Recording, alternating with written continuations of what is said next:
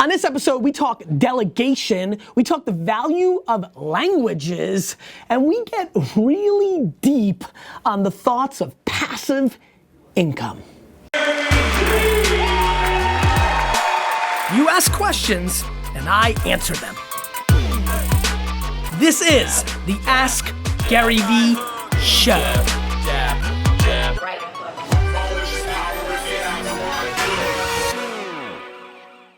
Hey everybody, this is Gary Vaynerchuk, and this is episode 86 of the Ask Gary Vee Show. We're gonna try to bum rush this episode because I'm on my way to Copenhagen to speak, doing a little European travel. Got Madrid next week, and Matt and I had a miscommunication, so I don't have my passport, so he's gonna go run and get it. It's been a little hectic here.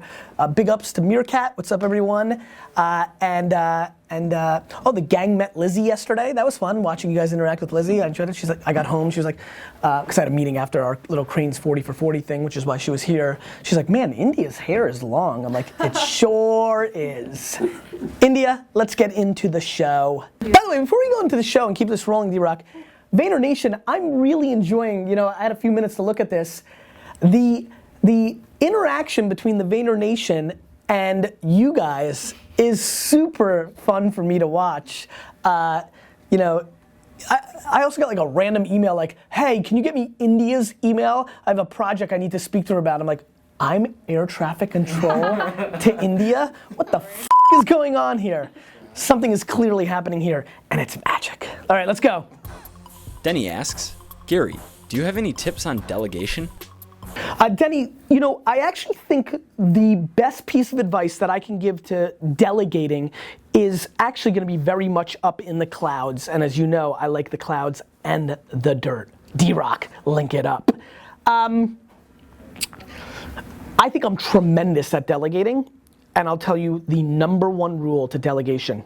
Recognizing that 99.9% of things don't mean shit.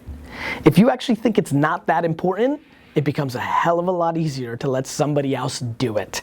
If you recognize somebody else's 7.7 skills is better off because that job is worth that versus your 10.0 skills, it's humility, my friend. Ego, oftentimes, is the issue with delegation. Even though I have a ton of ego, I have a boatload more humility than you think. Tommy asks, Gary, isn't working long hours an old school mindset? Why not focus on building wealth via passive income? Tommy, I think both work. I think that when people say, hey, let's do passive income, they go into like Spam City USA oftentimes. I have passive income when I'm investing in early stage startups that then go sell for 400x and I didn't do anything. I made money. Shit, I made more money on my passive income probably than my hustle income. They both work, but please make sure that your passive income has practicality to it, because all the people that have tried to create systems and automate their cash, there's been a very small percentage of people that have been able to lay on the beach while they collect money on the internet. A lot of that stuff is completely ludicrous, and I promise you the ones in the 1% of passive income spent a boatload of hard work and hard time to get to that evergreen place up in the sky. And so, I think that there's an enormous, massive misunderstanding that there are almost zero people that have pulled off substantial success without putting in real time and effort. Now, we all have different ambitions and goals. Do I think that it's easier to create $60,000 a year in passive income on the internet today? I sure do.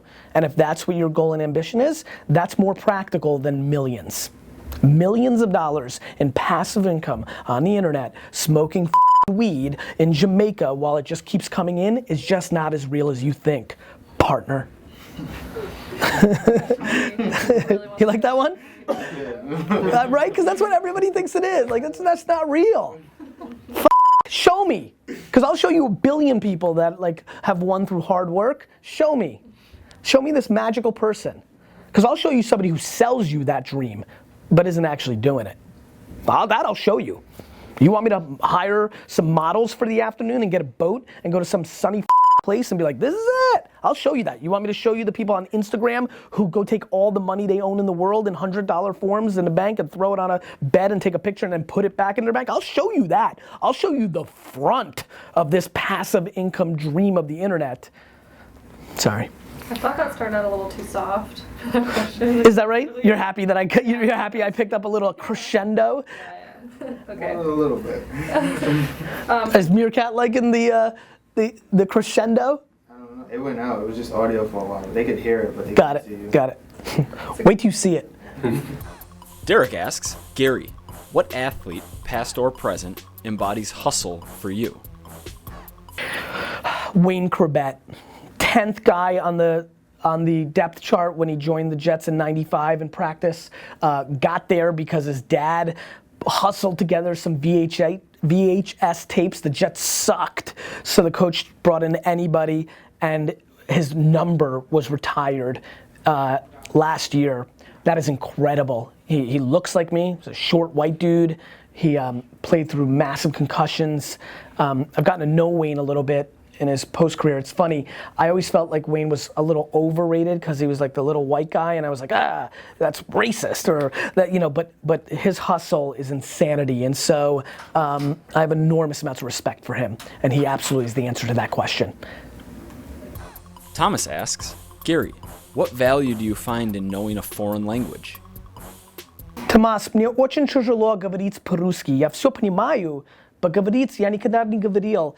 И когда мы приехали в Америку, мы хотели быть, американские, so мы говорили по-английски и на русский. Но я все понимаю. И я знаю, если ты говоришь по-русски и понимаешь, you're laughing at me because the way I speak Russian is so hardcore English accent and struggle. But it's interesting. I failed German, and the only reason I even graduated high school is because my Spanish teacher is the greatest of all time, and she just knew that I had it. And big shout out to Senor Kennedy, the one teacher that really holds a hardcore place in my heart, because truly in New Jersey you have to graduate 2 years of language, and by failing out of German my freshman and sophomore year, I needed a miracle to pass Spanish 1 and 2 in my junior and senior year, and God was very good to me for giving me a teacher that had a tough reputation, but clearly she was smart as shit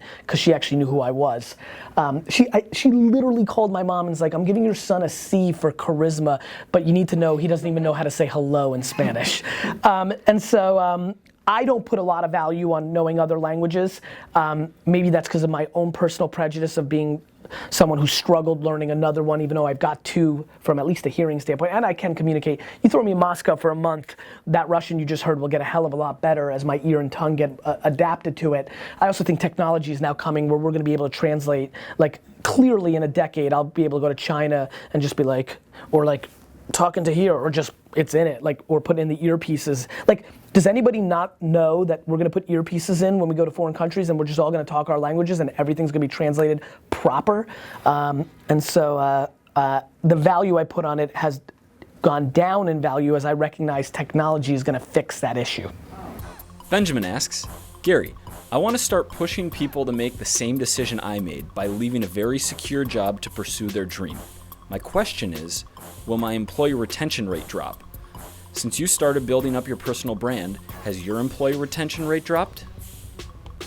Benjamin, the thing you need to understand is that intent trumps everything. And so I think one amazing thing in this company that I'm extremely proud of is I truly believe that these people that work at VaynerMedia really recognize that I want to win, but not at their expense. I want to buy the jets, not at the expense of my employees, with my employees, and I equally want what's best for them. Of course, I'm looking at these 3, and things are running through my mind, and obviously I know them all at different levels, but there's narratives in my mind that I can play out right now that leads to a world of them not being here, and that makes me sad, and I really don't want that. And from an ego standpoint, I truly believe that I can bring them so much value over the long haul that makes it interesting for them to stay. But I think it's massively important that they always deep down feel as though I want them to have what they want, even though optically it doesn't benefit me. And I would say 40% of VaynerMedia believes that. And that may surprise you as a low number, but I hope you understand the level of cynicism that is instilled in us as human beings to not believe everything I just said. And so I'm massively proud of the 40%, and I'm really pumped that I think that 40% was actually 12% only 12 to 18 months ago, and so I'm building momentum, right? I think if you're scared to lose somebody who believes in their heart that they have the skill set to go and do it, you're making a huge mistake. And I actually think you build retention by showing that than the reverse. It's a reverse psychology game that is not a tactic, because if you don't actually believe it, that reverse psychology will come across as bullshit and you'll lose it. I don't do it because I want to reverse psychology India. I do it because I believe it. And then they have to believe and evolve in their place. Like, I believe that the evolution of people not being here is gonna have a lot more to do with things in life. They fall in love and get married and have to move because their spouse really needs to do this, and they have the empathy and being the bigger man and woman in a relationship to go let their spouse do that. Unfortunately, maybe something tragic. I actually think that when you're pure, when you want to win, but you want to win with, not on the back of, people start sticking around. Because the truth is, if somebody works at a job, in a lot of ways, they weren't thinking purely, I'm gonna put this on my back to begin with, right? And I don't know your age, is there a picture or is this a written word? Oh, this is written. I don't know your age, but again, if you're over 30, you were sold on a world where it wasn't like, I'm gonna go do my own thing, right? So now that we live in that world, I actually feel that the kids that are going to work for companies now in lieu of entrepreneurship are truly not entrepreneurs. Back into that big argument of entrepreneur-like tendencies and entrepreneurship, I'll tell you right now, show me a 23-year-old that wants to work here, and I'll show you somebody who got entrepreneurial tendencies but isn't pure entrepreneur. So I just think doing the right thing is always the right thing, and I think empowering your people to follow their dreams if they have one, if they think they're good enough, if they are willing to deal with the stress and all the dog shit that comes along with having all the pressure on your shoulder, then you empower them and root for them and try to be part of that narrative. But if they have tendencies, what you're doing is actually building a deeper relationship with that person, and actually my belief is that percentage you're creating longer term. I mean, the stickiness of this company is pretty intense, given the agency world's a tough place for stickiness, and so I'm very proud of that, and you know what I spew. Great last question of the day. What is right in front of you right now, what is the clear dream that you have? What's the one thing you want to accomplish that is crystal clear? It will evolve. It might be different than it was 6 months ago. It's going to be different in 6 years. But right this second, as you watch this show, what's the one thing you want to accomplish? You keep asking questions. I'll keep brilliantly answering them. You like that?